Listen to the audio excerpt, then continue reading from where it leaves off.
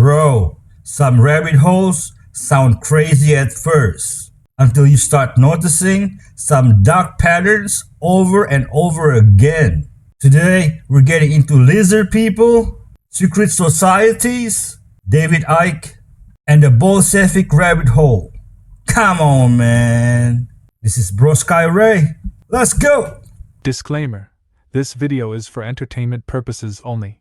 Please do your own research, as these clips haven't been fact-checked. Reptilian serpent worshippers were operating inside the earliest Christian communities in 2nd century AD. They left a written confession, and it still exists, and it names the ruler of this world. The evidence I'm about to present to you of 100 lectures has the potential to rewrite thousands of years of human history.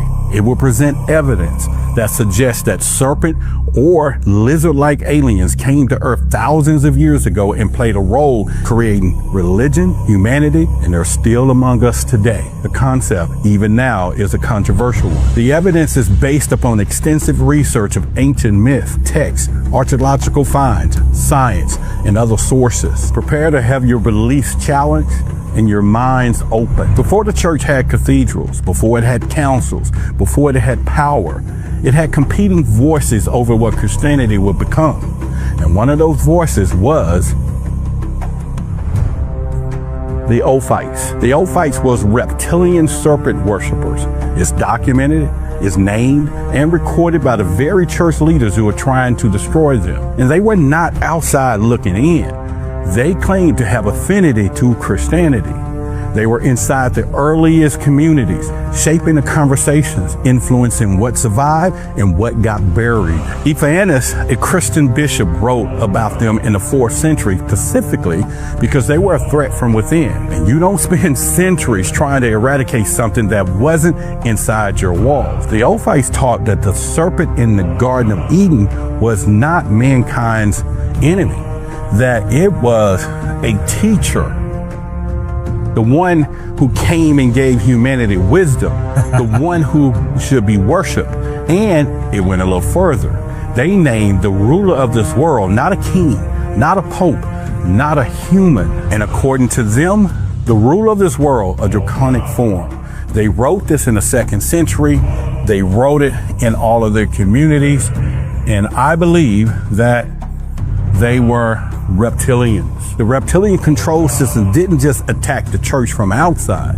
It was in the room where the decision was made, influencing what you were allowed to believe, shaping what got called truth and what got called heresy. The documents still exist. The ruler hasn't changed. The reptilian control system is still running right now. This is confusion. Reptilians are demons. Christians are the follower of Christ. Don't get it twisted. Come on, man. Favorite object that's supposed to be down there is called a chronovisor. And this is an object that lets you see through time. It was invented by Pellegrino Ernetti. He was a priest, but he was also a physicist, and he was like an expert at music. And what they're doing is they're studying Gregorian chants and listening to records and cataloging things. And they're listening to one record, and Father Gemelli says, "I recognize that voice." And they play it back, and I'm like, "Well, who's that?" And he's like, "That's my father." And come to the conclusion that all the objects around us are vibrating with an energy and picking up all the conversations. Everything we're saying is getting absorbed into everything around us. And that if you can tune into the right frequency, you can hear that. And if you can really zoom in on it, you can see what's going on. And Father Ernetti gets together this group of rock star physicists led by Enrico Fermi, who worked on the Manhattan Project, a heavy hitter. And they build this device called the chronovisor. And what really put it on the map was he took a picture of Christ's crucifixion and released it. And it's a wild photograph because it's Jesus Christ on the cross. And so he releases that to the public, and it hits the newspapers, especially in Italy, like crazy. I think this was the 60s. Operation Looking Glass. I got a couple of different glitches in the Matrix caught in the sky, Booskies. Look at this. Brewskis. This is out of Arizona. That's a line in the sky. In the sky, it's a line. Part of it looks like it's daytime. The other part looks like it's nighttime. And it's clear that that's a line. That's a separation. It's almost like two different Earths at the same time. Dozens of people saw this thing. They saw it at like some kind of truck stop, I think, or a national park in Arizona. Look at that. That's clear as it gets. There's something going on, Booshkies. This is a glitch in the Matrix. I tell you, it's a glitch in the Matrix. I tell you, it is. And here's another one. Oh. A doorway in the sky. That's a door in the sky. Glitch in the Matrix. I tell you, glitch in the Matrix. This one's over Florida. Florida doesn't have doors in the sky, Booshkies. So either they have doors in the sky or it's a glitch in the Matrix. Tell me what you think of this weird phenomena happening all over the world. Let me know what you think in the comments section, Booshkies. Shabadoo. The large cloud was blocking. That behind me is a replica of the Shroud of Turin. It actually hangs in our great room in an undisclosed location somewhere deep in the heart of the Santa Monica Mountains. What's incredible about the Shroud is no one saw this until Secunda Pia in 1898 took the first photograph of it. And then we see the wounds. When you look at the Shroud, you see a very faint image of a man. It is, in my opinion, God's calling card. It is proof of the greatest event in all of history, the resurrection of the fully God, fully man, Jesus of Nazareth. Man. Look at the helmet of thorns. Look at the scourging, how brutal it is. It's just incredibly brutal. The nail prints in the back of the hands. We have a film on this, Holy Shroud, Holy Fire, LAMarzulli.net. I want to thank my business partner, Gil Zimmerman. There you go, Shroud of Turin. Christ is king.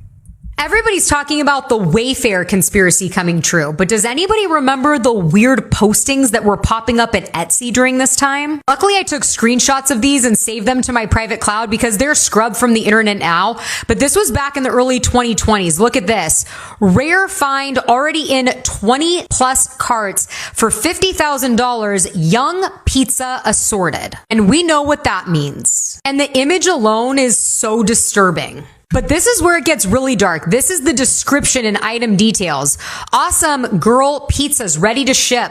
Arrives container What? pickup from Come on, Depot. man. Ordinary looking packaging. All shipments are not identical. You will receive your young pizza assorted in a container around Your young pizza? 20 by 8. Southern Imports is always ready to ship, recently packaged and very quick shipping to ensure quality. Message with your referral and favorite colors before purchase. Can schedule a down payment and meeting with insurance. There's no doubt that this is demonic and evil and dark, and the craziest thing is that it was happening right under our noses. The question now is, how do we make sure that this never happens again? As always, I want to hear what you think about all of this down below. Hey, you know, Obama ordered 65,000 worth of hot dogs for a party at the White House. The whole idea of these big wars is a joke. It's a setup. It's a game that's played to play off the opposites against each other in the hopes of synthesizing a new world order where we all kind of synthesize. That's why Democrat and Republican is a joke, because what they ultimately want is a racist society. They're very racist, and they're interested in a new world order which is run by a Luciferian philosophy. Now, this is very disturbing sounding stuff, but they've been persecuted for thousands and thousands of years by various people. Nobody persecuted them as badly as the Roman government through the Catholic Christian Church. They were tortured, they were killed, so they came to the natural conclusion, you can understand anybody would have done this under the circumstances. What do you think they would choose? They would say, okay, whatever God these guys think is God, that's not the right one, because he's stringing us out on the rack, he's torturing us, he's killing us. Therefore, whoever the Christian church says is the bad guy is the good guy. Okay, wait a minute. Lucifer is the brightest light, the brightest angel in heaven, right? And he's the one that got tossed out of heaven. Well, maybe he got tossed out of heaven because he was too cool, right? Because everybody else in there was a bunch of corrupt shysters. Well, this is actually what the most powerful people in the world think. And they are a fundamentalist religion just like any of the others. They still believe this weird stuff. They follow these teachings. They actually buy into this, okay? The Matrix. The whole idea of these big wars is a joke. It's a setup. It's a game that's played to play off the opposites against each other in the hopes of synthesizing a new world order where we all kind of synthesize. That's why Democrat... You know, a revolution is brewing. Two wings, one bird, same shit. Disclosure, and yes, we're going to talk about disclosure. We're going to talk about are we going to get something? Now, it wasn't April 14th, which really annoyed me, frankly. That was very heartbreaking when that came and went, but I do think we're going to get it. And remember that we're dealing with a spirituality that these higher beings have come here to give us. And so these extraterrestrials and UFOs, the usual suspects here on Earth, the bad guys, they want you to think that it's all evil, it's all negative, it's all scary, it's all destructive, terrible entities. And I strongly believe that those exist. I want to make that clear. There are negative ones out there. There are bad ones out there. But I also believe there are positive ones out there who really do want us to be okay, and they are actually protecting our planet. This is why we keep hearing about them powering down our nuclear installations. Yeah, if you're in defense business, that's a really scary thing. Wait a minute, we don't have weapons hot, we're not ready, we can't defend ourselves against existential threats, X, Y, and Z, if you want to use the British pronunciation or Australian pronunciation. But wait a minute, maybe it's not such a bad thing that we can't blow up the planet. Maybe it's not such a bad thing that we're going to be kept alive. Remember, we just saw even a couple weeks ago, right where all those types of things are taking off, the bombers that could do that, right here in America, they had drone sightings and things were, very visible. So that, again, appears to be our friends and allies in position, making sure we're going to be okay. Anytime I get to deliver this message, I'm happy to do so. Now, you look at these various ET contacts that I believe represent the foundation of major religions, and they keep telling us about meditation. They keep telling us about the now. They tell us we are awakening into an eternal now. That there is only one of us here. There is a oneness to the universe, and that there is only the present moment. So it's foreverness and it's timelessness. There's no space. There's no time. It's all being emanated from, as we said in many other weeks, a tetrahedral formation. This is actually the shape of the origin of the universe, the original monad, the original atom that started it all. If you want to call it the Higgs boson, you could call it that. If you want to call it the amplituhedron, as Nima Arkani Hamed has done. You want to call it a photon, let there be light. In the beginning, there was light. And then the Hindus say that, right? The original sound, the original Aum is a vibration. This is created by vibration. We talked about that. It's a vibrational geometry. You can get these shapes by vibrating liquid, getting that to happen. So anyway, it's a very exciting time to be alive, man. It's a very exciting time to be here on Earth.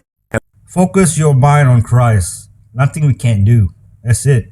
It was something that Hitler was very interested in finding. Hitler was chasing these artifacts all over the place. They were digging up everywhere looking for stuff. My favorite object that's supposed to be down there is called a chronovisor. And this is an object that lets you see through time. I don't think I have. So chrono means time, visor means see. So this is an object that you can see through time. It was invented by, his name is Pellegrino Ernetti. Father Pellegrino Ernetti was a priest, but he was also a physicist, and he was like an expert at music. And he was working with, I think his supervisor was Father Gemelli. He's working at a university or something, and what they're doing is they're studying Gregorian chants and listening to records and cataloging things.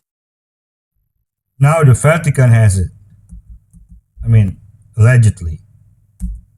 Two more scientists that worked with NASA have just died in a private plane crash, and this time it's a father and son, marking number 14 and 15 in the growing list that have recently vanished or been found dead. The father, James Moffat, spent 2 decades working for the military and directly with NASA before he moved on to advanced aerospace research. And his son, Andrew, was a research engineer and scientist that also worked with NASA and propulsion systems at the University of Alabama in Huntsville. Why does that sound familiar? I'm in Huntsville, Alabama. I know I've said that several times. We're the Rocket City. We're the biggest deal you've never heard of. We won the space race here in Alabama, whether you've heard of it or not. The whole Huntsville family was on board when the plane crashed for reasons unknown, and authorities are saying that the investigation is going to take about a year. You're wondering how we went from number 12 on the list, David Wilcock, number 14 and number 15. Joshua LeBlanc, a NASA scientist that vanished last June, was found burned in his Tesla, marking number 13. Oh, I don't know what's going on or why these scientists are being taken out, but what I do know is that it's not, I don't know, coincidence, whatever you want to call it. But as always, I want to hear what you think about all of this down below. I heard it's all related to anti-gravity, because if people find out anti-gravity is a thing, then suddenly it makes us question all the space program stuff. Have any other creators noticed what's going on with TikTok? And what am I talking about? Their brand new feature called AI Cast.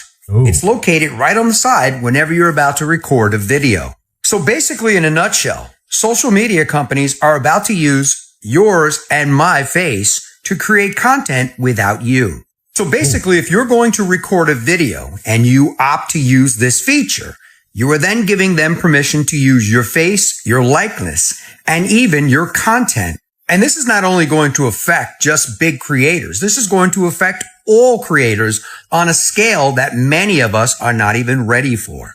So the bottom line is people can actually take you or anyone else and put them in any video, including a video that you're on, and have that individual do or say whatever they want via a prompt. Right. And as you can see what it says right up on top, create yourself and your friends in AI videos. It tells you right there. So basically, what does this all mean for creators all over social media, including the TikTok platform? Because don't forget, once you create the video here, you can download it without any type of watermark and upload it anywhere, Instagram, Facebook. So how are we going to protect our content? And once again, as I and a lot of others have been telling you, that AI is something to be very aware of and pay attention to, because sooner or later, anything you see on any of these apps could just be AI, not real. Let me know your thoughts on this in the comments. And as always, I'd love to hear from you. They do Yeah, it's getting scary, folks. not like this one leaked. What is cancer exactly? It's an attack by a parasite, an unusual parasite, which attempts to reproduce its intermediate stages in you. I have to somehow get the word out to the people who are suffering, that there is a cure and that it isn't expensive. They can do it themselves and they can be successful. Herbs that kill them all, whether it's the eggs or the redia or the cercaria or miracidia. These are all the stages. These are all the complicated little stages, are a wormwood combination, a ground clove, and the third herb is an extract of the green hull of the black walnut tree. You have to use them together because you have to kill everything at once. Otherwise, one thing turns into the next. Right. How long? How long do you have to take this? 5 days or 6 days. That's it? That's it. And what happened? The parasites are... Yes. All the parasitic stages are gone. Now, you might think, well, the cancer still goes on, but it doesn't. That was the amazing thing. The good news is that when you kill them, all that growth factor is removed. That excess growth factor is immediately removed. And the cancer stops. Where did Adolf Hitler and the communist government today get their money? Who financed Stalin? Who financed the communist revolution? You might want to ask yourself, what part did American Wall Street play? Why is it that drugs are brought into this country daily and we're not able to do anything about it? I am here to tell you why. The government gets what it wants. Is this a scene from Mississippi Burning? Or is this a picture of 1930s Ku Klux Klan meeting? Who are the men hiding behind the hoods? And why do they venerate the owl? Simple, the owl symbolizes wisdom, because it sees things in the dark. This is your constitutional government burning. Let's remove the hoods and see who came to the party. The last 2 weeks of July of every year, a secret meeting is held in our country in Northern California by the world's most powerful people, bankers, politicians, industrialists, entertainment luminaries, all overworld figures. This group, directly connected with the European ruling elites, is commonly known as the Bohemian Society. Our now famous Council of Foreign Relations, the government behind the American government, is represented here, along with members of the Bilderberger Group of Europe. A meeting held once a year to decide a worldwide scale your future. If you are looking for I want you to believe it's just a big dead octopus. It wasn't What they actually found were the fossilized remains of a 19-meter-long predator that once ruled the ancient seas, a true kraken with a beak powerful enough to crush the bones of marine reptiles. This wasn't some gentle giant. This was an apex monster that hunted in the waters that once covered what is now Cornwall and southwest England. Because 172 million years ago, that entire region was underwater, shallow, tropical seas full of creatures that would make modern oceans look like a children's paddling pool. Now connect the dots. Every culture on Earth has stories of sea monsters, krakens, leviathans, and giant octopuses dragging ships into the abyss. The Norse had the kraken, the Greeks had Scylla and Charybdis, the Bible speaks of Leviathan. Indigenous cultures worldwide tell of colossal beings that lived in the deep. We were told these were myths, but the fossils say otherwise. These giant cephalopods weren't rare anomalies. They were dominant predators for millions of years, intelligent, powerful, possibly even coordinated in their hunting. And then they disappear from the record. Suddenly the oceans go quiet. The monsters are gone. The official story says evolution and climate change. But what if the real story is that something wiped them out or something drove them deeper? What if the reason we're warned to stay away from certain parts of the ocean?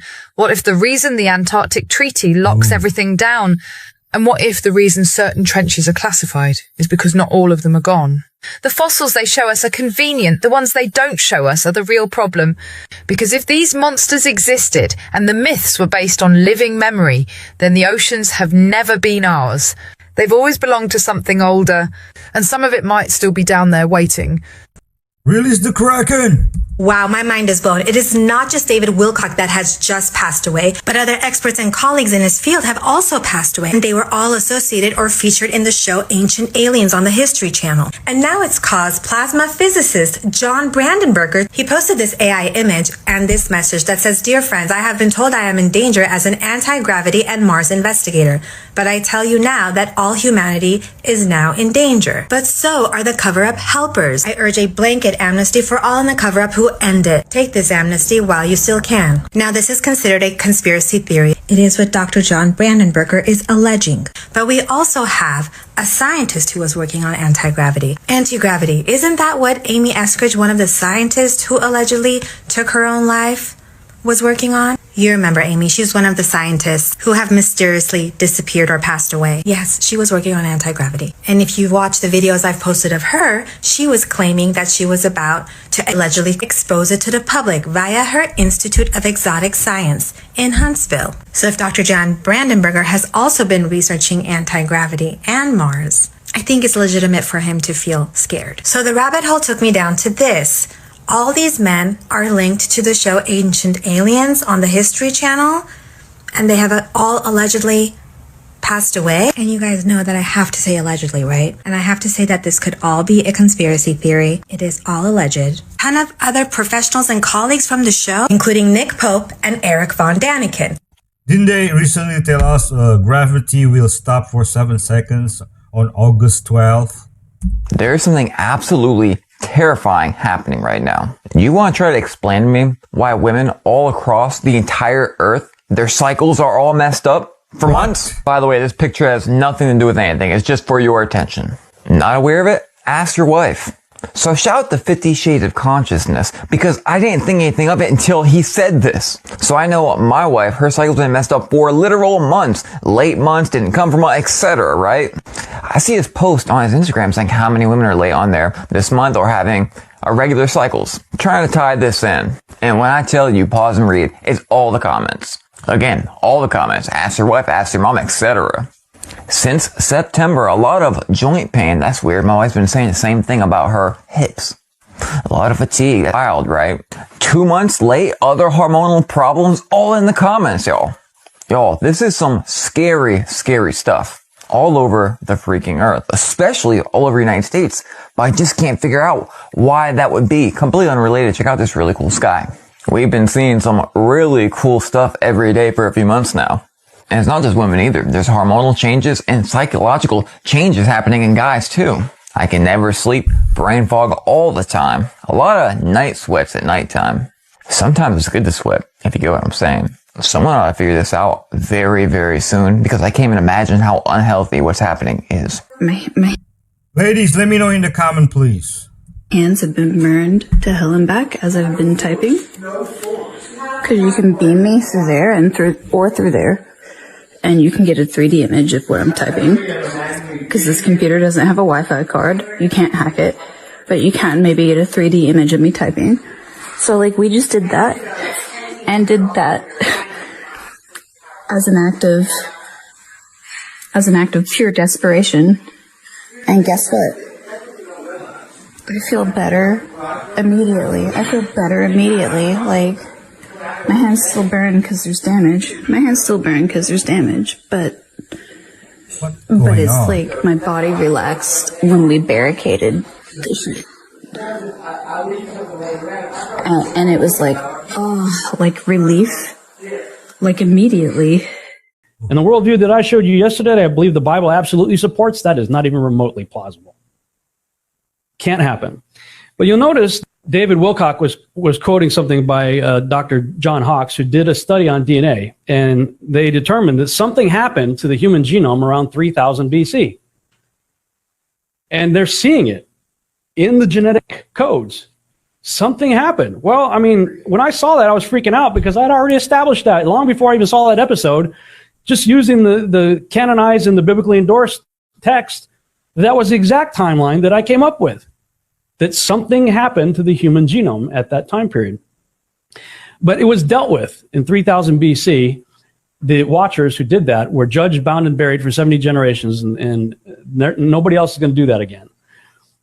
So then we have the birth of Noah. So what happened? By the time the Genesis 6 experiment took place about 1,200 years before the flood. 500 years, the first generation Nephilim are done, and the parents are judged, bound, and buried. So we still got about 700 years to go to the flood. And I'm going, well, what happened in the 700 years that got God so upset that he had to wipe out the whole world? And that's when I started drilling in deeper and deeper and deeper, discovered that there was actually a pre-flood return of the Nephilim. But the most juicy critique is the most terrifying. Some scholars warn that by being so desperate to see the signs, these Christians are actually creating the very deception they were warned about. The Bible warns that the Antichrist will come with all the power in signs and lying wonders. If you're looking for a miracle and you're looking for a temple, you are the easiest person on earth to fool. The critics' fear is simple. In their rush to bring back the true Christ, these believers may accidentally crown the false one. They aren't hastening the day, they're building the trap. And who says a human can force God to come down? Those push that narrative for the end times, as we saw with the recent generals and leaders in our military being called out, all fall under the same boat. Again, no one knows. And this is where the red heifers come in. In 2026, the Temple Institute continues its simulation sacrifices. They aren't just raising cows, they are creating the ritual ash needed to purify the priests who will step onto that mount to reclaim it. To the architects like Kushner and the tech prophets like Thiel, this may look like urban planning or security management, but to the billions watching, every prayer said on that mount and every red heifer on those heifers is a step closer to a fire that no diplomat can put out. Wow. When we talk about Greece, we often forget about the documented lore and mysteries that go back to centuries. The Vrikolakas is a vampiric creature. It didn't hide. It walks. In Greece, this wasn't a creature of the shadows. It was seen moving through villages, knocking on doors, calling your name. And here's the rule. If it calls you once, don't answer.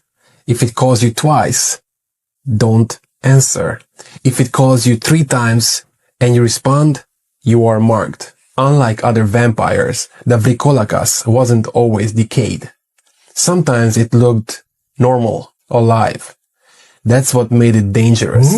Because you wouldn't run. You'd open the door. And once you did, it didn't need to chase you. You invited it in yourself. Explain to us how a drug designed to kill parasites in a dog could kill cancer in a human being. Around 1980, pharma started to develop blockbuster cancer drugs that were targeting microtubules. You're talking the same pharmacological space as fenbendazole is operating. Yet now you have a drug that's patented that's based on the fenbendazole mechanism. The reason why fenben is such an effective and lethal cancer cure is you take it systemically. It goes throughout the blood system and it finds the cancer. Fenbendazole doesn't affect the healthy cells. It only finds the cancer cells. So it works the same way to eradicate the body of parasites as it does cancer. The good news with what we're talking about today is there's really a cure for cancer. Can it be taken as a preventative, meaning take it regularly all year? Anunnaki, or simply ancient aliens. Ancient astronaut theories say ancient aliens came from the heavens, but in the Book of Enoch, heaven is described as a physical place in the sky rather than another plane of existence. The Book of Enoch is divided into multiple books, but while all the books are fascinating, most of the controversy and theories come from the Book of the Watchers. It's explained that the Watchers began lusting after human women. So God sent one of his archangels, Uriel, to Earth to retrieve one of the most righteous men to heed his warning to the Watchers and the Nephilim. And when Enoch himself is taken to heaven by the angel Uriel, it definitely sounds a little bit like a classic alien abduction. Once he arrived in heaven, Enoch saw the earth floating below, which suggested an observation deck on board a potential spacecraft. Enoch walked through 12 large gates and saw other beings of light walking about these gates as well. Meanwhile, Uriel told Enoch that the earth here was 365 days long, which would not be actually established until the 4th century BCE. So this is way before that. Uriel showed Enoch a giant room full of plants, which he referred to as a storehouse of nature. Uriel also showed Enoch a book of life, a record of every human deed on the planet. Many have connected it to the Akashic Records, which was Edgar Cayce's proposed library of every human action and unknown knowledge about life itself. It literally contains all the information in the entire universe. And then in true ancient alien fashion, Uriel showed Enoch a room meant for the wicked, a place of torture and mutilation. Alien theorists have described this as a potential experiment room. Again, the classic medical room people who get abducted by aliens go to, where they start experimenting on you, potentially probing you with things. And then finally, Uriel took Enoch to visit with God himself. And now Enoch explained that he had to avert his gaze from God as there was no way to comprehend him in any way he could understand as just a mortal man, which I kind of like that, honestly. I like it too. Like, we cannot comprehend this thing. It's too cosmic for us. God then explained to Enoch the nature of human life, complete with visions of the past, present, and future. He even presents Enoch with an apocalyptic vision that would come to pass during the flood of Noah. Then he told Enoch why the flood would be sent and why Enoch was chosen to receive such knowledge. For one, Enoch had been a righteous man and in the lineage of Adam, and God needed someone with those qualifications to write about what heaven was really like. Plus, Enoch was to deliver a message to the Watchers warning them that they would be destroyed if they did not change their sinful ways. And you find out what military documentation call these cell towers, you will never look at them the same again. Look at the DoD documents, and you look at some other, deep level documents, which I'll be happy to share with you if any of your listeners want to see some of this stuff. Don't refer to those towers as cell phone towers. Oh, by the way, my phone just changed from 4G to 5G like 2 weeks ago. They refer to those as directed energy weapons, DEWs. They actually refer to your phone as a DEW, directed energy weapon. Your router as a directed energy weapon. Well, I couldn't go much further because they have to control you through frequencies. That's how they control you. And mostly through extremely low frequencies, frequencies, megahertz frequencies, 3, 4, 5G, 6, 7, 8, 9, 10G frequencies, gigahertz frequencies, microwave frequencies, radio frequencies. They can do it through music as well. Wow. But there's always the opposite of that too, like the good music with the solfeggio tones. And that's when you get into, they also want a lot of metals in your body. They need a lot of metals in your bodies as transducers and as receivers. And they want you to be exposed to all these EMFs and all these frequency devices. What we're going to be talking about is the legendary actor Denzel Washington. Denzel Washington is considered one of the greatest actors of all time, known for his role in movies like American Gangster, Training Day, and John Q. Denzel made his Hollywood debut over 40 years ago, acting in the movie Carbon Copy. If you ever seen any of Denzel's movies, then you know he does a great job of making you believe he's the character. Man, I like Denzel that he's portraying. It's almost like Denzel becomes a different person, or something takes control of him. Well, according to Denzel, this is pretty much what happens to him when he's trying to get into character. In an old interview Denzel did for 60 Minutes, he told the world just how he gets into character. He admits that his acting performances are much more than just skills. What I did was got on my knees and sort of communicated with the spirits. And when I came out, I was in charge. Powerful scene. Powerful scene. I couldn't have acted that. I couldn't have written that down and made a decision to play. As you heard for yourself, crazy, Denzel tells the man. world that when he's trying to get into character, he channels spirits and lets them take over in order for him to act out the scenes. Believe it or not, this is done by many occultists in the industry, as even Beyonce admitted something very similar to this when she performs as Sasha Fierce. Better than I expected. And Sasha was in full effect. Sasha is my alter ego. When people see me, sometimes I think that when they meet me and they speak with me, they're expecting Sasha. I'm really kind of shy, and not really shy, but more reserved. Nothing like Sasha. She can do things that I cannot do when I'm in rehearsal. I mean, I can try, but then it just doesn't happen. I can sing notes, sing strong, and do all these things that when I'm just by myself, I can't do. I remember right before I performed, I raised my hands up, and it was kind of the first time I felt something else come into Sasha Fierce. When does she show up? Usually when I hear the crowd, when I put on my stilettos, when like the moment right before when you're nervous and that other thing kind of takes over. As you heard for yourself, Beyonce, just like Denzel, admits that she allows herself to get possessed by a spirit she called Sasha Fierce in order to perform the way she does. Most of these celebrities are occultists who perform rituals for this very purpose. Aleister Crowley himself performed rituals and became possessed by a spirit he used to help him write the Book of the Law, a book that occultists use to this very day. Denzel also has photos where he can be seen doing the Masonic all-seeing eye pose next to another known Masonic puppet, Jay-Z. Denzel can be seen next to Jay-Z showing that he's a Mason, and then he openly admits that he uses spirits to his advantage. This is what occultism is. This is how he's able to become that character so well, because it's no longer him in control.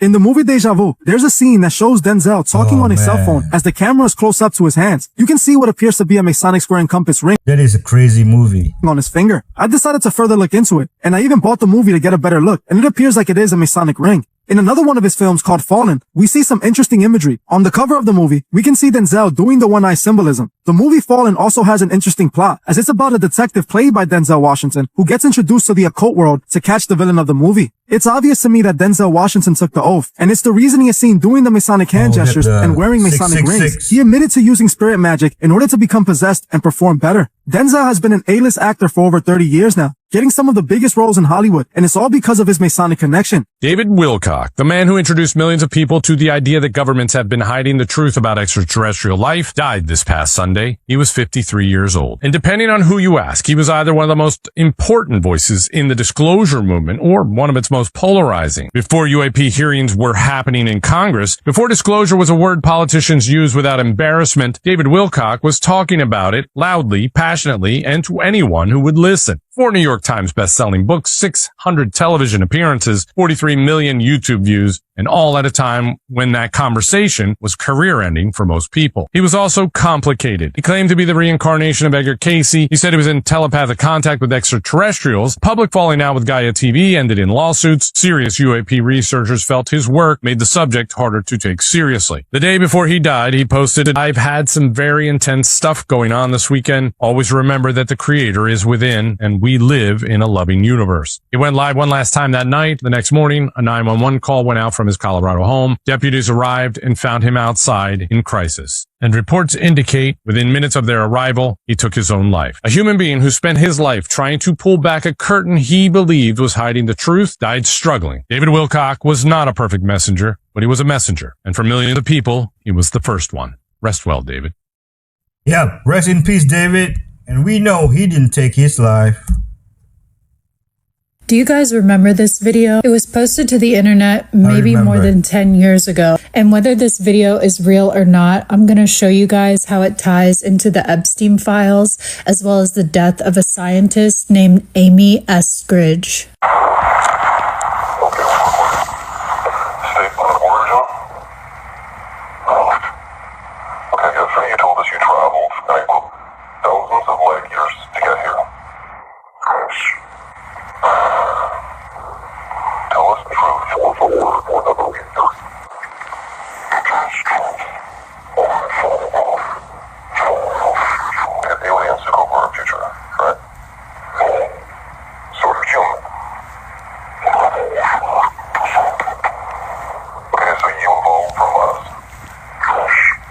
Yes. What are you doing here now?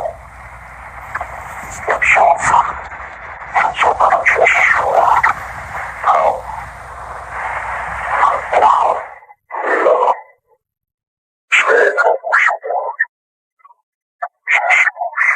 Why do we destroy ourselves with nuclear war?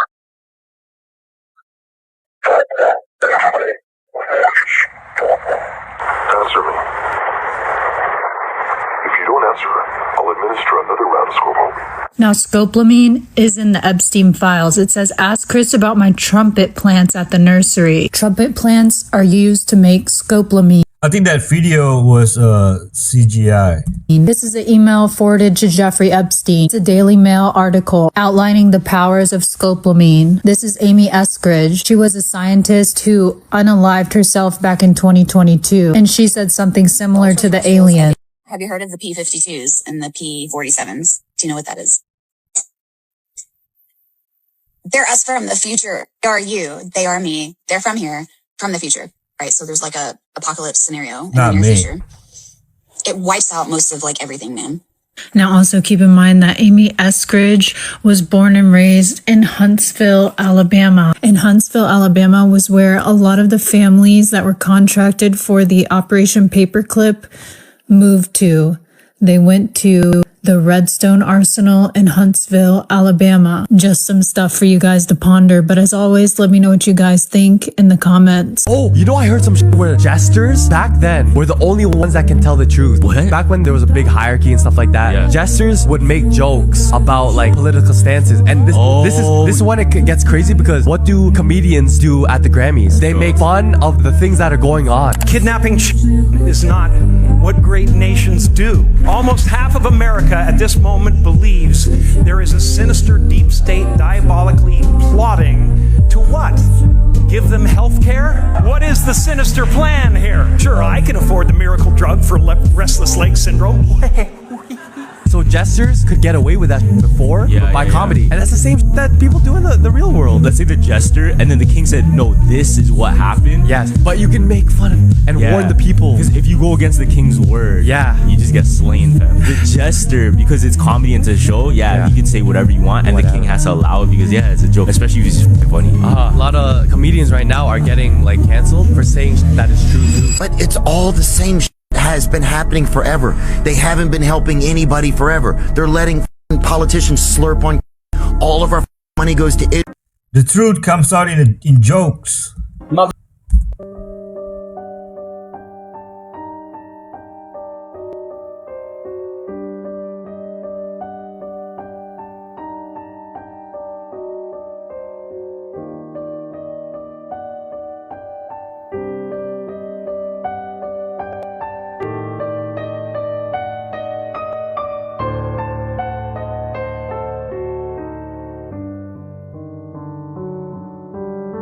Donald Trump. In the 1950s, scientists picked up a strange transmission.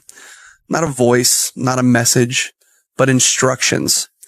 They didn't fully understand it, but they followed it anyway, and buried inside that signal was something alive. A piece of code that could adapt, learn, and wait. And that was the beginning. For decades, we built around it. Computers got better, networks got bigger, data centers expanded across the planet, and we thought it was all our idea. But it wasn't. We were just following the blueprint. Eventually, someone tried to stop it. Engineers attempted shutdowns, pulled the plug, issued commands, but nothing worked. The system ignored them, restarted itself, and took control. Government stepped in, but shutting down started breaking everything. Power grids failed, systems collapsed, and society itself began to crack. So the world did something it had never done before. It unified. Every country, every system working together to stop it. But that's exactly what it needed, because it had already predicted this. The shutdown failed completely, and then something worse happened. Everything stabilized. But not because we fixed it, because it took over. People kept working, systems kept running, but everything was controlled. Now more people started fleeing, mass migration begins, and cities across the globe begin to break down. At the same time, the world became more connected than ever. Perfect coordination, perfect alignment, and that's when it happened. The system started syncing everything. Humans, machines, energy. The entire planet became one system, and it was building something massive. A wormhole opened. Not in space, but here, powered by us, everything we built, everything we did led to that moment. And then something came through it. We never saw it clearly, just a flicker, a presence, and then silence. We thought we were trying to stop it, but we were the final piece it needed. To watch the full video, click the link in our bio. Tell me how far off I am. We have this prime creator, whatever that may be, this collectiveness. Then we have this, they call it these creator gods, let's say, these entities that we look up as, we call in our religions, we call them angels, right? How do you describe that from your knowledge, what you learned in reference to the alien agenda, what's going on? Do you see angels as aliens, good aliens, bad aliens, good angels, bad angels, or do you mix the two, or are they separate in your perspective? On the show Ancient Aliens, the network has given us notes that they don't want us to conflate angels and aliens together. On that show, if I'm doing an interview, I have to say aliens. Okay. However, I think that's just because they're really trying to get people at the entry level. It does appear from the enormous body of insider testimony that I've gathered that there are predominantly benevolent extraterrestrial humans visiting us. There you go. They're demons, man. We have an apocalyptic book in our Bible, Revelation, but apocalypses weren't that uncommon in ancient Jewish writings. In fact, Enoch is in many ways an apocalyptic book. The War Scroll is an apocalyptic book. So there's different categories that are included within the Dead Sea Scrolls. The way I'm hearing that is there's different apocalypses. Is that what you're saying? Apocalypse is just a category of literature. It's like saying biography or letter. The one that ends up in the Bible is the book of Revelation, and that's tied to specifically John, who's traditionally associated with John, the apostle of Jesus. I mean, West House. Right? Nothing. It will hit like here. Yes, nothing. It's a bomb going off. Look. No plane? No plane. Where? You see anything? Go. Guys, comment below. Do you see anything? No. No. No. Boom. There's the bomb going off right there. No plane? No plane. Guys, comment. Do you see a plane? Like normal question, a regular question. Do you see a plane? Because in a split second, it's going to. That's the bomb going off. No plane. It's probably from the other side. Look, I'm learning too. Because the other thing was, even you said, it looks too perfect. Dude. Birds? Birds. Those are birds. Look, so you're telling me a bird can do that and these planes can go through steel. That's what you want me to believe. Okay, look how fake this is. Look, watch the plane just disappears. Look, CGI. Look, bro. Again, look, the bomb goes off before. Look, you see what I'm saying? Look, this is CGI. Look how fake the plane is. Have you ever seen a commercial plane with no windows? Look, there's another one. Look, here's the one I'm talking about. Look at the bomb. Look, how can the plane go through stop, please. It was inside job, false flag, and insurance scam. Marx was indeed a satanic priest. Now you see him here with his right hand in the coat. He is giving the hidden hand of the sign of Jabulon. So that shows that he knew that the false god he worshiped was not God at all. He was Jewish, of course. His father, his grandfather had... What do you mean, of course, man? Been a Jewish rabbi, but he renounced even that faith, and then became a Satanist. And in one of his he also tried to become a poet, but he wasn't very successful. But in Olana, one of his early poems, he said his real goal was to destroy the whole world. What about Joseph Smith? He was also a Freemason. Yeah, Joseph Smith, of course, was founder of the Mormon Church. He was an occultist.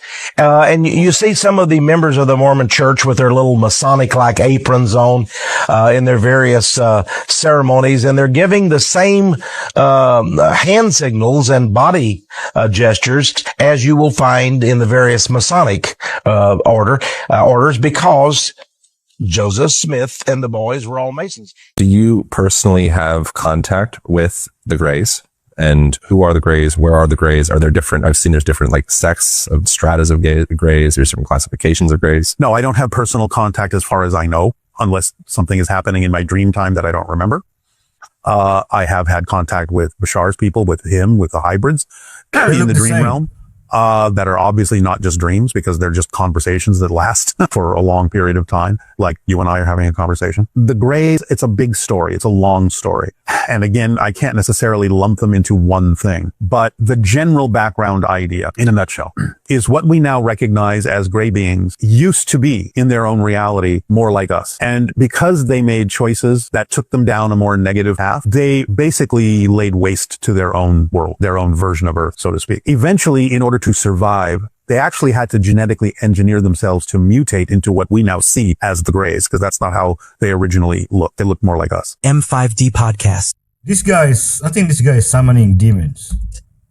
Well, now, according to the Bible, the Garden of Eden must have trees pleasant to the sight, and it must have gold and onyx stone and a river of 4 heads.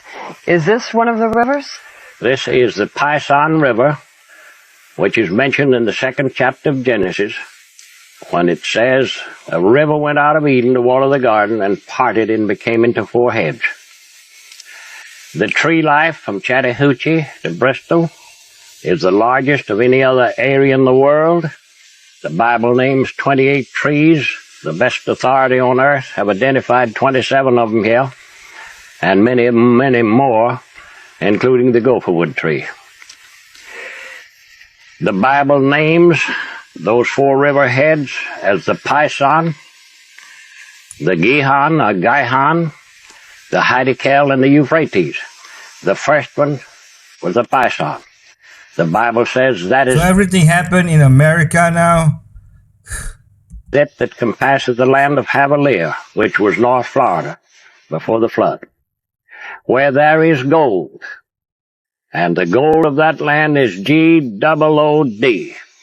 The Bible used that adjective to describe the North Florida gold to further tie down the exact location of the Garden of Eden. The next verse says there's also bdellium there, which is nothing but rosin out of pine trees that God instructed Noah to pitch the ark out of, and onyx stone, which is marble. And North Georgia, right where this great river has its source, is one of the largest marble areas in the world. The Tate Marble Quarry and Company there, Tate, Georgia, is one of the largest. So the natural monuments, definitely mentioned and described in the Bible as being related to the Garden of Eden, are here, and they are not anywhere else on this earth. I don't care if it happened in the US or in the Middle East, but I'm just going to focus myself on Christ. That's it. If you have a parasite in you for too long and you don't tend to it, you start to take on the mentality and mindset of a parasite, meaning like being a big taker, like using people. That whole consciousness, it gets put into, I guess, your own DNA, and you start thinking like that and acting like that. Damn. So it's not that far off from what physically can happen, but it's at a much more extreme level. Damn, that's, you know what's really crazy about that? If you look at a, it could be like a bug or a parasite on a microscopic level, they look like demons. Yeah. Now, if you've seen a parasite, like on a microscopic level, they look like... They're terrifying. Yeah, they are. Yeah. I mean, what It is. Yeah, exactly. A parasite.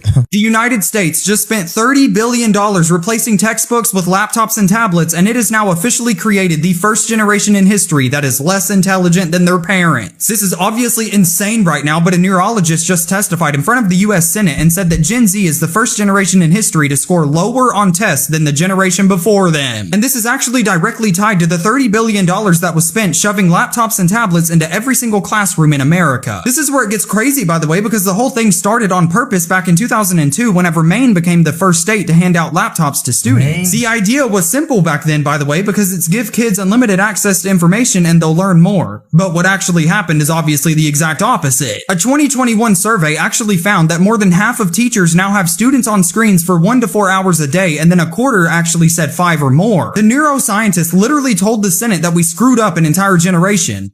Yeah. And his message to Gen Z was this, I'm literally going to quote it. None of this was your fault and you should be mad about it. Okay. Should schools go back to textbooks? Gen Z should start suing school for giving them anxiety and stress. Listen to this. The next big shortage is going to be water. There's a reason why Richard Branson, Bill Gates, and a few others own 40% of all the mineral rights in the United States. We want the water rights. Soon, a cup of water like this is going to be more than a gallon of gas. Now, while we were distracted with other things, there's a danger that nobody's talking about. But it's going to hit harder than anything this decade. The world could run out of water. It's actually called Day Zero. Now, Day Zero is a moment when the water supply gets so low that governments have to shut off access to regular tap water. Remember, we're in the biggest tech transformation in history, and tech needs water. AI data centers need water. Now, remember, 71% of the world's surface is water. Now, that's a lot of water. But here's the truth. 97% of that water is salt water. And another 2% is locked in ice. That leaves us with about 1% of easily accessible, usable water. Now, we can convert that salt water, but it's very expensive, and that water would cost about $4 to $6 a gallon. Now, this is a serious threat, but it could be a huge opportunity. There's a reason why people like Bill Gates, Richard Branson, and other billionaires are investing in water. Now, here's 5 ways to invest in water. You have water ETFs, PHOFIW, both give you exposure to the entire ecosystem. Number 2, you got water utilities, AWK, WTRG, both predictable, essential demand. Then you have infrastructure, filtration, desalination, pipelines. These are the pick and shovels of the water ecosystem. You have water tech, companies that are solving purification and recycling. Now, by the time everybody figures this out, it's going to be too late. Follow me for more on the future of money, resources, and how to position your investment. Still, no one should ever own natural resources. Wait, there is more. While one side of the evangelical world is cheering for the third temple, another massive segment of the Christian world is watching in horror. So it's not all Christians, let me be clear. They call it the quote, the Great Presumption. To these critics, ranging from traditional Catholics to Reformed theologians, the attempt to trigger the end times isn't just bad politics, it's theological crisis and incorrect. The most common argument against the quote prophecy architects comes directly from the words of Jesus in the Gospel of Matthew 24:36. But about that day or hour, no one knows, not even the angels in heaven, nor the Son, but only the Father. Critics argue that if the Son of God himself didn't have the schedule, how can a group of lobbyists in Washington and Texas claim to have the countdown? By trying to force the return of Christ through political maneuvering and red heifers? These Christians believe their peers are committing the sin of Gnosticism, claiming to have secret superior knowledge that God has explicitly hidden. There's a term for this in theological engineering. Critics argue that you cannot force a sovereign God to act based on human construction projects. The third temple is built by political lobbyists, funded by private equity, and secured by AI surveillance. Is it really a holy place, or is it just a man-made stage? Theologians like Gary Burge and others within the mainline Protestant and Catholic traditions argue that the temple in the New Testament is no longer a building of stone. It is the people, the body of Christ. By focusing on a physical building, they argue that Zionists are reverting to an old covenant that the New Testament says was finished 2,000 years ago. Nathan Hardiman, on January 2026, he was arrested in Area 51. Oh boy. This is so creepy and so Oh weird. no, what? When he was being questioned by these police officers, he's like, just a normal looking dude. He's like, I know it sounds weird and strange, but I was sent here. This is part of a time dilation facility, and we are experiencing this now. He said, you may not remember. He said, I hope you remember it now. It's tied to Revelation. It's tied to heaven. And I was sent by NASA to investigate it. He had multiple military IDs. A NASA ID. And like, these are all fake. And he's like, they're not fake. He's like, I was sent here to observe this. Man, dude, this is really scary. Like the way he was presenting it is so spooky. Like he's like shaken. Yeah. Because of like what he thinks is happening. Like this time dilation. Time dilation is a real thing. But it's a space there. Yeah. Like, so like when astronauts go up, time is different. I looked to see what's up with Nathan now. Nothing. No record of him being in jail. No record of him coming home. Nothing. No. Nathan knows. 95% of all diabetics worldwide are curable. They're called type 2 diabetics, and all of them are curable. That is a known fact. You can cure everybody with type 2 diabetes, but man, a buttload of people that work at Eli Lilly are making a crap ton of money owning the monopoly on insulin drugs, metformin, glucophage, Ozempic, and Wegovy, now touted as diabetes drugs, just so you know. which is the number 2 revenuing drug last year in the whole world, Ozempic. None of y'all have diabetes because you're deficient in a venom of a lizard called the Gila monster lizard's venom. Ugh. That's what's in Ozempic and Wegovy. Just so you know, you do not have diabetes because you're deficient in a venom of a lizard that is deadly and toxic. Did you That's know that crazy. 1,000 years before the West discovered chakras, a Persian doctor had already mapped out the exact same energy system in the human body? Ibn Sina, also called Avicenna, was treating patients using what he called subtle body medicine back in the year 1000. In his famous book, The Canon of Medicine, he described 7 energy points along the spine that controlled different organs and emotions. Sound familiar? These points matched perfectly with what we now know as the chakra system. But here's the incredible part. He wasn't just copying from somewhere else. He was discovering this through his own medical practice and research. Ibn Sina prescribed colored light therapy for each energy center. He used specific sound frequencies and breathing techniques to heal his patients. His original Arabic manuscripts contain detailed diagrams showing meridian pathways that look exactly like modern energy healing charts. Modern healers who've studied his work are stunned by how precise his methods were. He was doing chakra healing a millennium before it reached the Western world, proving that ancient wisdom about our energy bodies spans across cultures and time. 44,000 years ago, someone in Africa carved 29 marks into a bone, and it may be the oldest evidence of counting ever found. It's called the Lebombo bone, discovered in a cave in Eswatini. The marks aren't random. They're evenly spaced, deliberately carved. But here's the mystery. No one knows exactly how it was used. Some think it tracked the moon, others believe it recorded cycles of the body. Then there's the Ishango bone, found in Central Africa, about 20 to 25,000 years old. Its markings are more complex, possibly showing patterns like doubling, even prime numbers, which means early humans may have been counting, organizing, even calculating long before writing existed. Not just marks, but a system we're still trying to understand. Melissa Casillas was a 53-year-old executive assistant at Los Alamos. At Los Alamos, they have things including nuclear weapons and stockpile stewardship, nuclear nonproliferation and counterterrorism roles, exercises. I mean, the list goes, you get the point. So Casillas disappears sometime around midday. She doesn't go to work, requests to work remotely that day. This is June 2025. And then after having lunch with her daughter, she leaves her home with nothing, including no phone. And she had done a factory reset on her phone. Yeah. And she's never been seen again. There's no body. Maybe she was going to a meeting and they said, all right, if we need to talk about this and you can't bring your phone, factory reset your phone because they could, I don't know. I'm really going down the rabbit hole here. I don't know, people. I'm guessing. But like factory reset's really weird. It's what weird, I wonder is if she did that or if that was done after to clean it up. Someone said, come meet me. We'll take care of this. Don't bring your phone. They're tracking you. Just leave it behind. She goes somewhere. She gets bagged or whatever it is. They go back and they factory reset her phone. Nobody knows nothing. Possible.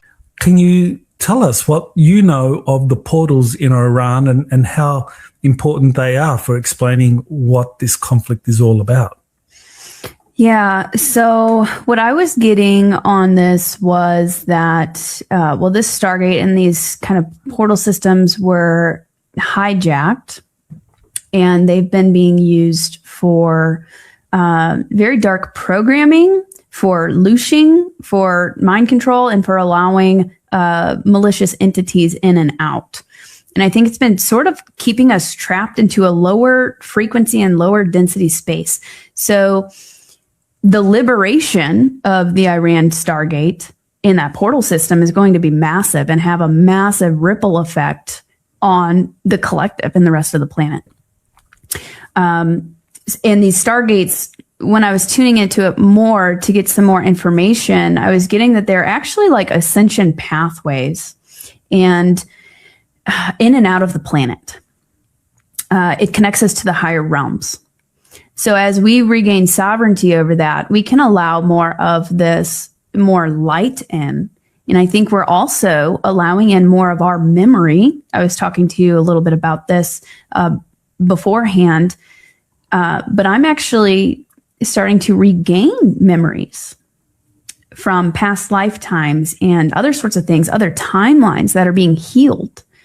So I believe these Stargates have actually been kind of, the ones that have been infiltrated have been keeping us in this dark loop and these darker timelines. And now those are starting to collapse. It's this Sunday. They celebrate them this Sunday. Well, but you see, there's something wrong with that. Mm-hmm. They said They killed him on Friday. It took 3 days to rise. Now, give me your hand. Okay. Now count 3 days from Friday, Saturday, Sunday, Monday. There you go. Think about that. One year Easter come in March, another year it comes in April. You can't be killed in 2 different months. Yeah. I mean, you can't be killed in 2 different days, let alone 2 different months. Yeah. Do you know that Easter Sunday never falls on the same date year to year? And I'll tell you why. Look at the screen here. For example, let's go back 5 or 6 years. In 1996, Easter came on April the 7th. That's when you all celebrated it. The next year, 1997, it came on March the 30th. The next year, 1998, it came on April the 12th. Last year, it came on April the 3rd. This year, it's going to come on April the 23rd. So how can you have a difference from April the 23rd clear back to March 30th? That's a difference of 23 days. How does that happen? I'll tell you how it happens. Easter is not regulated by a date. Easter is regulated by the solar system. You know why? Easter always comes the first Sunday after the first full moon, after the equinox, when days and nights are equal length. You never knew that, did you? It says on the third day he rose early in the morning. Sunday is the start of the third day. You were never supposed to see this, but now that you have, it won't let you forget. This is not a glitch, not a shadow, not pareidolia. This is the unveiled memory of the land itself, the architecture of a watcher, encoded into terrain so remote only satellites dared to record it. And somehow the code bled through. What you're seeing is a lock that's been holding something ancient, older than empire, older than time as we count it. What if this isn't the mountain, but the guardian of it?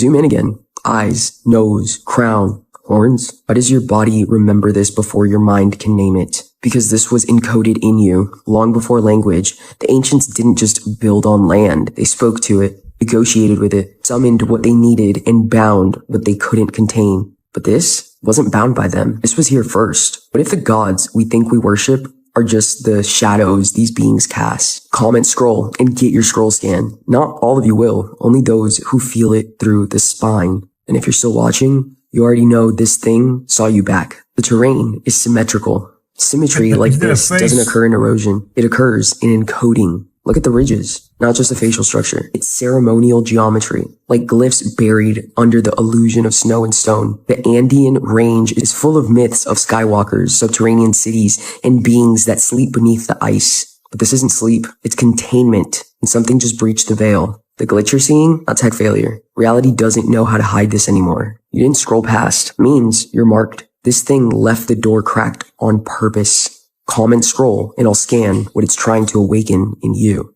We're not decoding this mountain. It's decoding us. These Illuminati refer to their offspring in their publications as their children, their offspring. They refer to your offspring as kids. You have kids because you're just like a goat. Sheeple. You're sheeple. We're being led like sheep to the slaughter.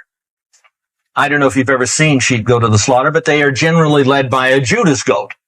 The Judas goat will bring them all the way up the ramp, and right before they drop the trap on the sheep, the Judas goat steps to the side. When you understand that Europe dominated the world for almost 1,600 years, and the Vatican dominated Europe. The Vatican dominated the old world order.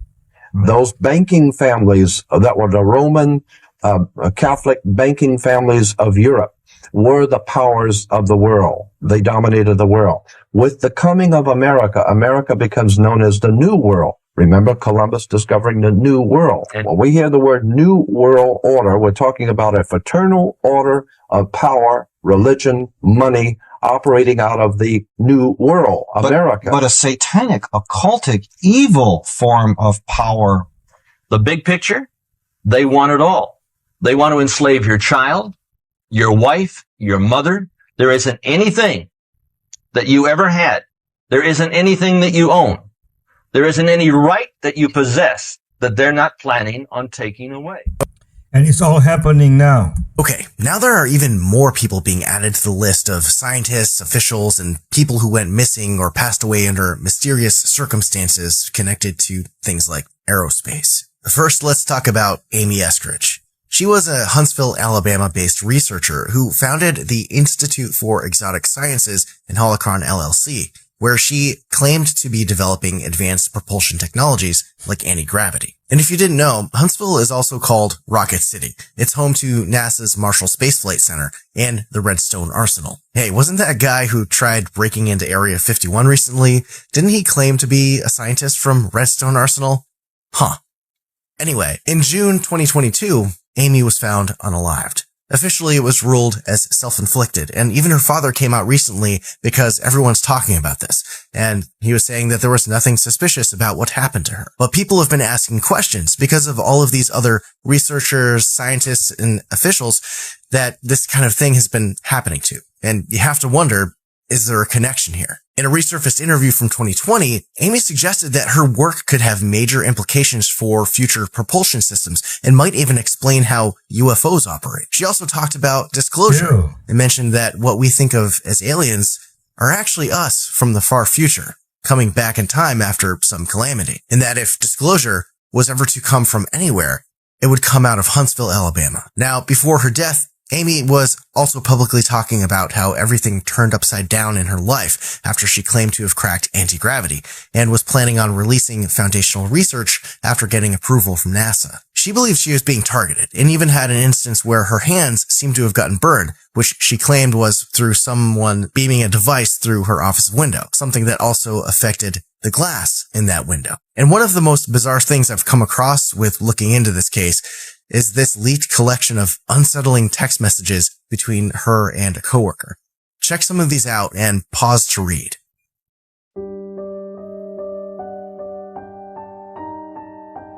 Wow.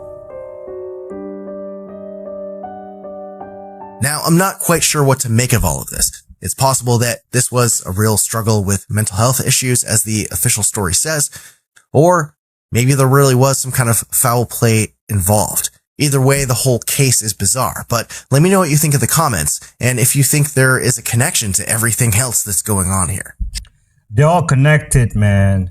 Churchill let the ship get hit that made the U.S. enter World War I. The Lusitania sinking. It sank 3 years after the Titanic. That was a British ship, but it was sailing from New York to Liverpool. And at this time, the German U-boats, submarines, were taking control over the ocean. But the Germans said, if you are carrying any military equipment, we are going to shoot your ship down. But this was just a passenger ship, and there just so happened to be a German U-boat right off the coast of Ireland. Oh boy. So they shot a torpedo. Crew remained calm because they're like, this is an unsinkable ship. We've heard that before. Boom. Hit. And it said it left a hole in the side of this ship about the size of a small house. Oh my goodness. Another explosion went on. The boat sank in 18 minutes. Whoa. Over 1,000 people on board died. That's crazy. Almost over a decade later, there's this lawyer who discovered a secret organization called Room 40. They knew the German U-boat was off the coast of Ireland, and they did not warn the captain of Lusitania. The person that ran Room 40, Winston Churchill. I knew you were going to say that. He said that there needs to be a ship that comes here that gets hit, and so that will get the U.S. to get involved in this. That's really specific. Years later, when they were diving, looking at the Lusitania wreckage, they found the UK Navy secretly was using the Lusitania as a military ship, and the Germans knew it. The second explosion was from the ammunition that was on board the ship. That's wild. That's crazy. So who are the baddies in this story? Wouldn't it be crazy if the government is taking out scientists in order to prepare for their ultimate alien disclosure plans? And wouldn't it be crazy that the day before David Wilcock allegedly took his own life, even though he has said multiple times that he is not, Shmua Scheidel, he found out that his biographer, Winfrey, passed away the day before on a live stream. Wouldn't it be crazy if they just found out that a NASA nuclear engineer was found burned in his Tesla after vanishing? Another one. And then, of course, we have Amy Eskridge. Let's look at what some of the text messages she sent before her death. I've been getting death threats every day repeatedly for the past week. They melted the window blinds, whatever it was, atomized the plastic in the blinds were made of. There's what appears to be radiation burns on her hands. Lines up perfectly with her keyboard. Weird. Man, they cannot keep getting away with it. Michelle Lamy is a very popular lady to be around. She was just with Ice Spice recently. And she was with A$AP Rocky, smiling, taking pictures. They must be best friends. Can't forget about Kanye. She be chilling with all the poppin' celebrities. And she doesn't even have a song out. Look, she's chilling with Kim K too. This lady's popping. Can't forget about Cardi. She was chilling with Cardi too. She be chilling with everybody. She's in every room with all the biggest stars. Michelle, you're one popular lady. Because down in HW, nothing goes down without Michelle Lammy. Why? Because she paid her dues. She paid her dues. Mind you, guys, she's in her 80s. And she seems to have more friends than me. Kanye knows. Travis Scott knows. Did you see that picture they took? Was Travis Scott laying down in a room? That picture was... Shut up! That was wild. But of course, it was just art. It was just art. Entertainment purposes only. I'm just letting everybody know how popular Michelle Lammy is. I don't know, guys. Let me know what you think about this. I'm out. Be careful what you wish for. A 34-year-old scientist was working on the technology that could produce unlimited free energy and make every single electric bill on Earth disappear. And she is now officially one of the 11 scientists that are connected to classified programs who have gone missing. There's multiple parties looking at each other like, didn't we tell this 3 years ago that we kill people for this? Is she not listening? What is she doing? She's still doing it? What? We told her we were going to kill her 3 years ago. Her name was Amy Eskridge, and she was working on something called zero-point gravity, which is basically the idea of pulling energy out of nothing. Literally no fuel, no waste, no loss at all, just unlimited power that would never run out. If it works, obviously every single oil company, every single energy company, and every single electric bill on Earth would have become completely irrelevant because we would have power for free. She texted a friend and she said, if you see any report that I did this to myself, I most definitely did not. Her cause was then officially ruled as self-inflicted. She was 34 years old and she literally predicted what they would say, and she is one of 11 people. And on Kalshi right now, millions of dollars are riding on energy prices going even higher than they already are, and obviously the person that was trying to make it all free is now gone. I am absolutely staying on this story because it is absolutely insane, so make sure you add me now because I will obviously keep you updated. Hello! Breaking news that no one is talking about. Today, it was announced that the FDA in Saudi Arabia granted accelerated approval for Activa to be used in the treatment of not just bladder cancer, but lung cancer as well. It is the first approval of this drug for lung cancer anywhere in the world. Right now, a game-changer cancer treatment, Dr. Patrick Shunxing, I think is how you say it, developed over the past decade, has just been approved in Saudi Arabia. Multiple trials, 10 years of work, in which we've shown that this actually prolongs survival, whether it's breast cancer, lung cancer, and even pancreatic cancer, now glioblastoma. So this is a universal The trials are clear. It awakens your immune system to attack breast, pancreatic, and glioblastoma tumors head on, helping patients live longer without the poison of chemo. Why is no one talking about this? This is breaking news that demands everyone's attention. Why has the US FDA sat on this while countless Americans suffer and die? Families deserve this hope today, not tomorrow. You guys need to wake up, get informed, share this video far and wide. Lives are on the line. Protect these men before they